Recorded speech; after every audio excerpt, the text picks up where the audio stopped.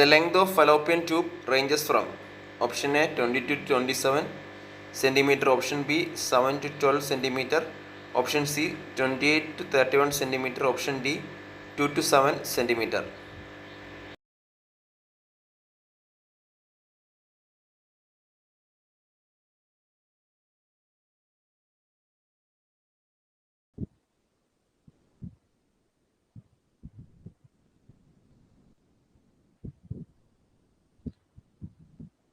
Okay, option B ആണ് correct answer ആണ്. നിങ്ങൾക്ക് ഇത് മനസ്സിലായല്ലോ അല്ലേ? റിപ്പീറ്റ് ചെയ്യണ്ടല്ലോ. അടുത്തതിലേക്ക് പോട്ടെ, ഈസി അല്ലേ? ഓക്കെ, ഇതിന് മുന്നേ ആയിട്ട് നമുക്ക് പഠിക്കേണ്ടത് ovary. Next heading ovary.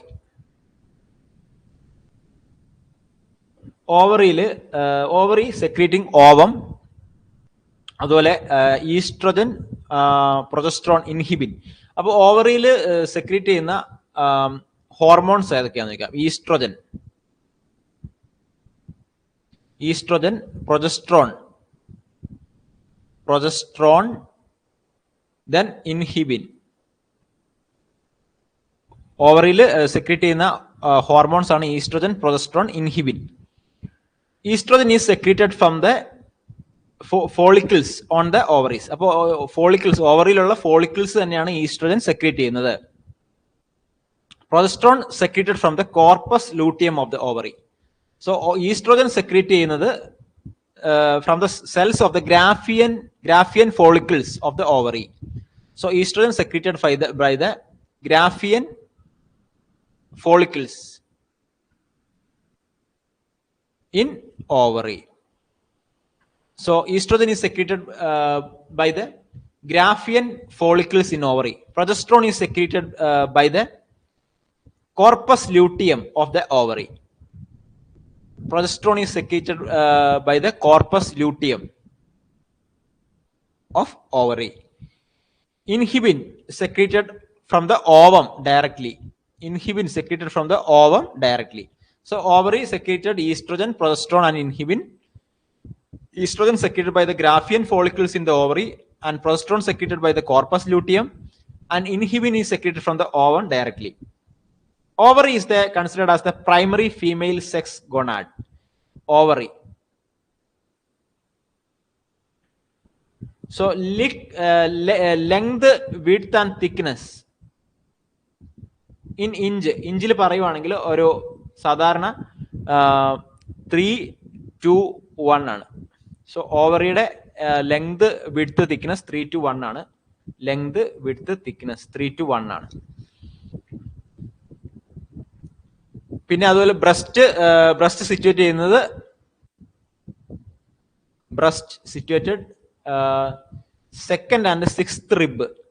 Second and sixth ribs, അതിന്റെ അവിടെ ആയിട്ടാണ് ബ്രസ്റ്റ് ഉള്ളത്. Produce milk. So breast produce milk. അപ്പൊ മിൽക്ക് പ്രൊഡ്യൂസ് ചെയ്യുന്ന സെൽസ് ഏതാണെന്ന് ചോദിക്കാം. Alveolar or acini cells. Alveolar or acini cells produce milk.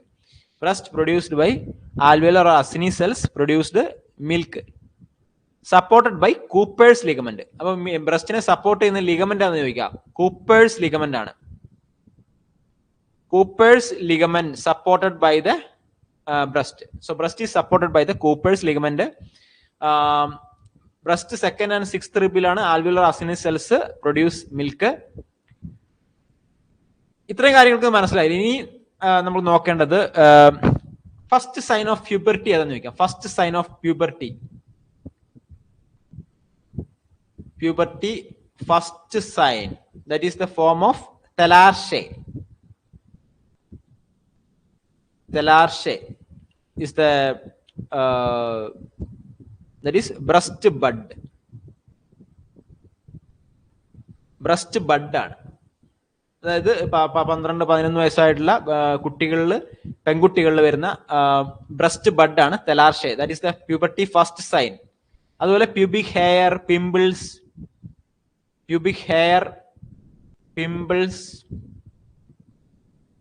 അതുപോലെ മെയിൽസിലാണെങ്കിൽ testicles will be bigger.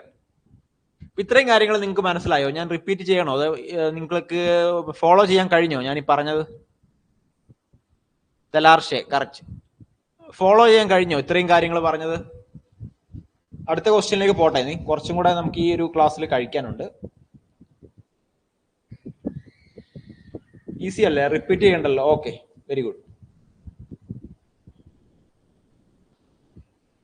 Shape of anthropoid pelvis is option round, oval, heart, kidney.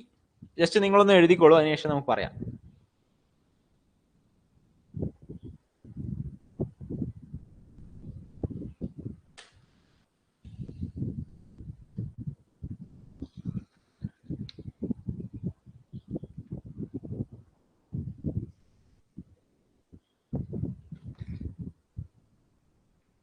Shape of anthropoid pelvis.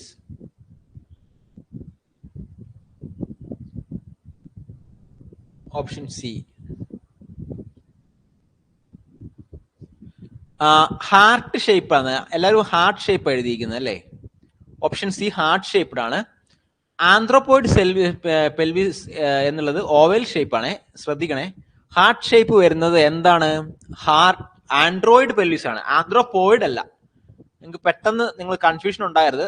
Android pelvis ആണ്, അതായത് heart shaped pelvis, അതാണ് android pelvis, അല്ലെങ്കിൽ male pelvis എന്ന് പറയാം, മെന്നിലുള്ള pelvis android pelvis. Oval shaped anthropoid pelvis ആണ്. ഇപ്പൊ types of pelvis പറയാണ്. അതിന് മുന്നേ ആയിട്ട് മറ്റേണൽ പെൽവിസിൽ എന്തൊക്കെയുണ്ട്? 2 innominate bone, 2 innominate bones അല്ലെങ്കിൽ hip bone, 2 innominate bone or hip bone, then 1 sacrum, 1 coccyx. So 2 innominate bone അല്ലെങ്കിൽ ഹിപ്പ് ബോൺ, 1 sacrum, 1 coccyx. അപ്പൊ ടൈപ്സ് ഓഫ് പെൽവിസ് എന്ന് പറയുകയാണെങ്കിൽ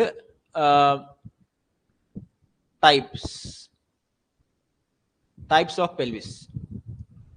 First one, gynecoid. Second one, anthropoid.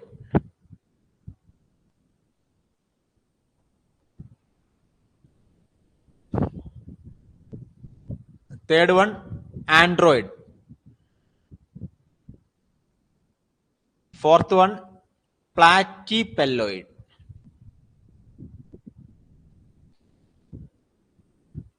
So gynecoid is the best female pelvis, that is gynecoid. And round shape pelvis, and childbearing, best pelvis for the childbearing. എക്സാമിന് ചോദിക്കുക, അറിയാത്തവർ not ചെയ്ത് വെച്ചോളൂ. Child ബിയറിങ്ങിന് ഏറ്റവും suitable ആയിട്ടുള്ള pelvis ആണ് gynaecoid pelvis. Anthropoid pelvis, that is oval shaped. Android pelvis, that is seen in men. Heart shaped, not suitable for females. Masculine pelvis. Platypelloid, that is kidney shaped pelvis, അല്ലെങ്കിൽ flat or horseshoe shaped, flat pelvis or horseshoe shaped pelvis, that is platypelloid. ഇത്രയും മനസ്സിലായോ? ഇത് easy അല്ലേ? ഇപ്പൊ കഴിഞ്ഞതൊക്കെ മനസ്സിലായില്ലേ? നിങ്ങൾക്ക് മനസ്സിലായെന്ന് വിശ്വസിക്കുന്നു. ജസ്റ്റ് ഒന്ന് കമന്റ് ചെയ്തോളൂ, ഞാനത് നോക്കിക്കോളാം. മനസ്സിലായെങ്കിൽ, ഇത് ഈസി ആയതുകൊണ്ട് ഞാൻ റിപ്പീറ്റ് ചെയ്യുന്നില്ല. ഓക്കെ, ഇനി നമുക്ക് അല or wing of ilium.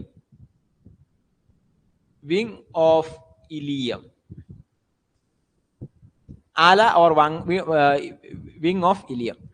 അപ്പോ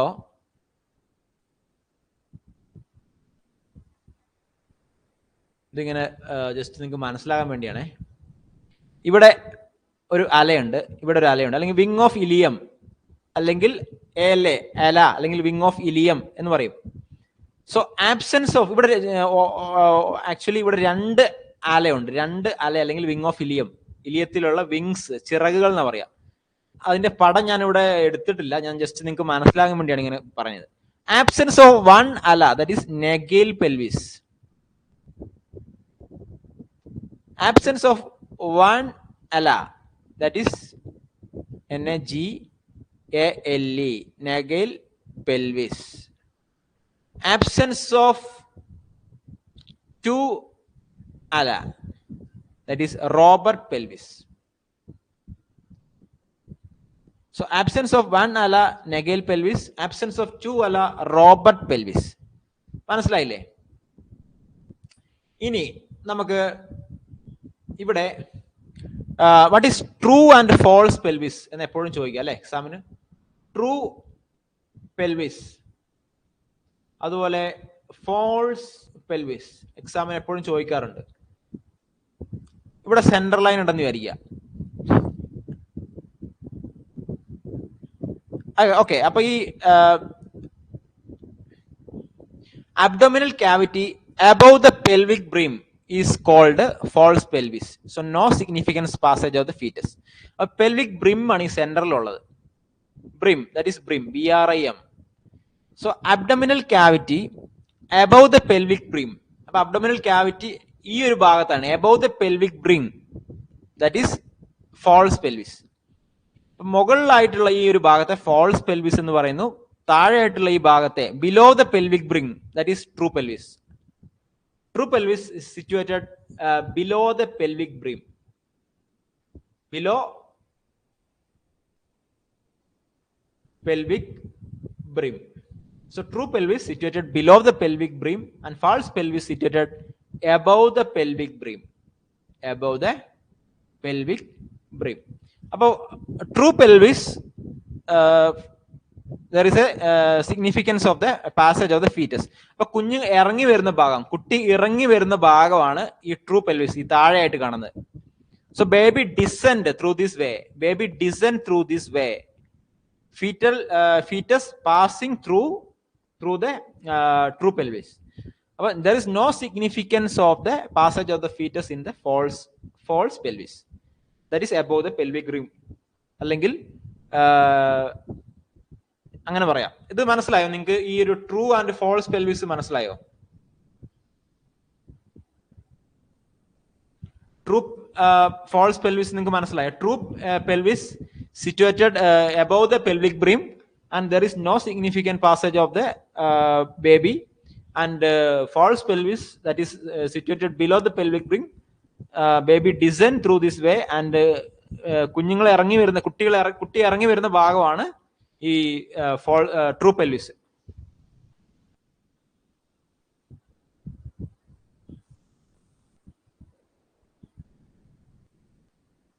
ഓക്കെ, ജസ്റ്റ് നിങ്ങൾക്ക് മനസ്സിലായില്ലേ? സംഭവം മനസ്സിലായില്ലേ? അത് ഇങ്ങനെയൊക്കെ ഇത്രയൊക്കെ ഈ ഒരു രീതിയിലൊക്കെയാണ് എക്സാമിന് ചോദിക്കുന്നത്.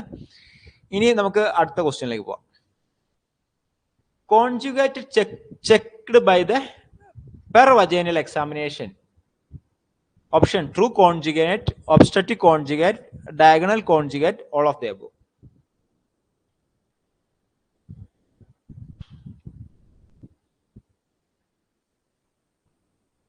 Last question.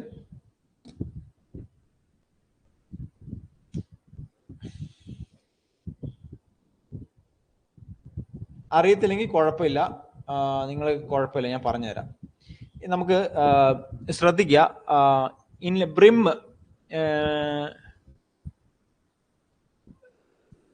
പെൽവിക് ബ്രിമ്മില്, പെൽവിക് ബ്രിം എന്ന് ഞാൻ പറഞ്ഞില്ലേ, അപ്പോ മെന്നിൽ ഹാർട്ട് ഷേപ്ഡ് ആയിരിക്കും.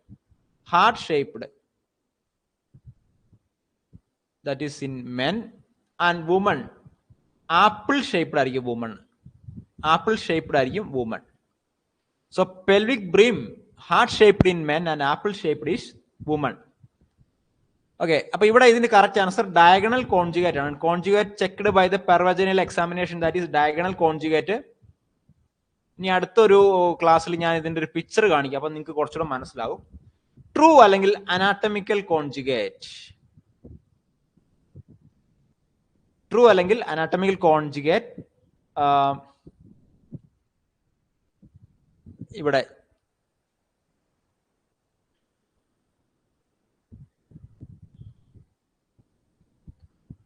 സോ ഇവിടെ ട്രൂ അല്ലെങ്കിൽ അനാറ്റമിക്കൽ കോൺജുഗേറ്റ്, ഇവിടെ ഒബ്സ്റ്ററ്റിക് കോൺജുഗേറ്റ്, ഇവിടെ diagonal conjugate.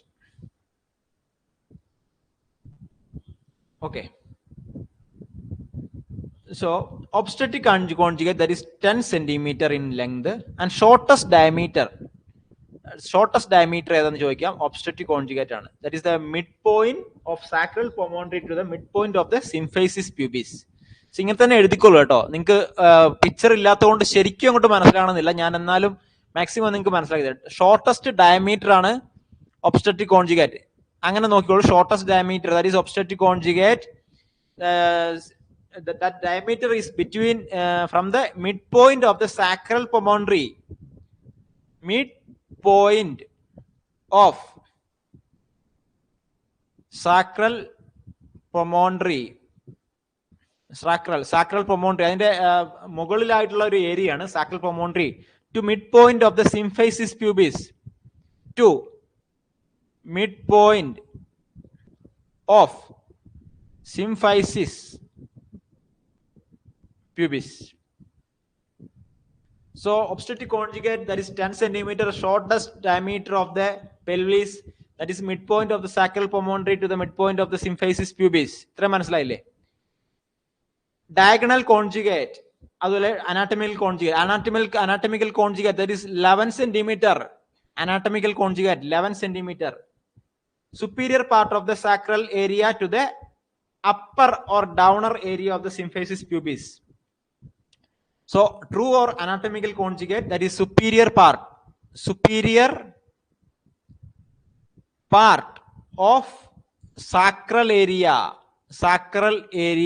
superior part of the sacral area to എങ്ങോട്ടാണ്, upper or downer area of the symphysis pubis, upper or downer area of symphysis pubis. So that is true or anatomical conjugate. Length നോക്കുക 11 centimeter ആണ്, obstetric conjugate 10 centimeter ആണ്. ഇനി diagonal conjugate, that is the lower border of the symphysis pubis to the center of the sacral promontory, only checked by per vaginal or bimanual examination.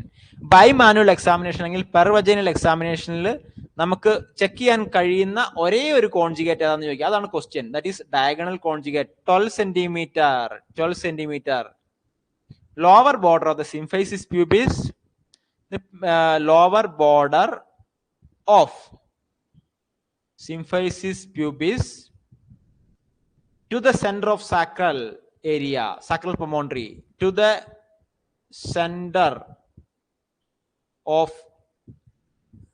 sacral promontory. Only conjugate we can check during the per vaginal or bimanual examination, that is diagonal conjugate. അപ്പൊ ഇത് ഞാൻ ഇനി അടുത്തൊരു question വരുമ്പോൾ ഇതിന്റെ picture വെച്ച് നിങ്ങൾക്ക് കാണിക്കാം, കുറച്ചുകൂടെ എളുപ്പമായിരിക്കും, പെട്ടെന്ന് മനസ്സിലാവും. ഇത് നിങ്ങൾ ഇതുപോലെ നോട്ട്സ് അങ്ങ് എഴുതി വായിച്ചാൽ മതി. അടുത്ത ഒരു ക്ലാസ്സിൽ ഞാൻ ഇതിന്റെ ക്വസ്റ്റ്യൻ വരയ്ക്കുമ്പോൾ നിങ്ങൾക്ക് കുറച്ചും കൂടെ മനസ്സിലാകും കേട്ടോ. ഇത് എഴുതിയെടുക്കാൻ പറ്റുമോ നിങ്ങൾക്ക്? നോട്ട് എഴുതിയെടുക്കാൻ പറ്റുമോ? മനസ്സിലാവുന്നുണ്ടോ നിങ്ങൾക്ക്? അറ്റ്ലീസ്റ്റ് നിങ്ങൾക്ക് മനസ്സിലാക്കാൻ പറ്റുന്നുണ്ടോ കാര്യങ്ങൾ എന്തൊക്കെയാണെന്ന്? നമുക്ക് എക്സാമിന് ഇത് ജസ്റ്റ് നിങ്ങളൊന്ന് പഠിക്കുക, കാര്യങ്ങൾ മനസ്സിലാക്കുക. യെസ്, ലെങ്ത് കൂടുതൽ diagonal conjugate 12 centimeter, anatomical conjugate 11 centimeter ആണ്. അതുപോലെ ഒബ്സ്റ്ററ്റിക് കോൺജുഗേറ്റ് 10 centimeter ആണ്. Diagonal conjugate is 12 centimeter. ഇത് ജസ്റ്റ് നിങ്ങൾക്ക് മനസ്സിലാക്കാൻ പറ്റുന്നുണ്ടല്ലോ അല്ലേ? കുഴപ്പമില്ലല്ലോ? Okay, clear. Okay, thank you. അപ്പോ ഞാനിവിടെ ജസ്റ്റ് സ്റ്റോപ്പ് ചെയ്യുവാണെന്ന്. ഇന്നിപ്പോ ഒരുപാട് നമ്മൾ ക്ലാസ് എടുത്തു, 45 മിനിറ്റ് 50 മിനിറ്റ് നമ്മൾ എടുത്തു. പക്ഷെ എടുത്തതൊക്കെ ഇമ്പോർട്ടൻ്റ് ആണ്, എല്ലാം ഇമ്പോർട്ടൻ്റ്, എക്സാമിന് ചോദിക്കാനുള്ള സാധ്യത ഉള്ളതാണ്. സോ നിങ്ങൾ റിപ്പീറ്റ് ചെയ്ത് വായിക്കുക. എക്സാമിന് ഞാനിങ്ങനെ വരച്ച് എഴുതുന്നതുകൊണ്ട് നിങ്ങൾക്ക് കുറച്ചൊക്കെ മനസ്സിലാവുന്നുണ്ടെന്ന് എനിക്ക് തോന്നുന്നു. അപ്പോൾ എല്ലാവരും നന്നായിട്ട് പഠിക്കുക. All the best. നന്നായിട്ട് ഇന്ന് എടുത്ത ക്ലാസ് നിങ്ങൾ വീഡിയോ കാണുന്നവരാണെങ്കിൽ നാളെ വൈകുന്നേരം നമ്മൾ ലൈവ് നിങ്ങൾ അഥവാ മിസ്സായി കഴിഞ്ഞാൽ പിറ്റേ ദിവസം വൈകുന്നേരത്തിനുള്ളിൽ അത് കവർ ചെയ്യാൻ നോക്കുക കേട്ടോ. So thank you, all the best.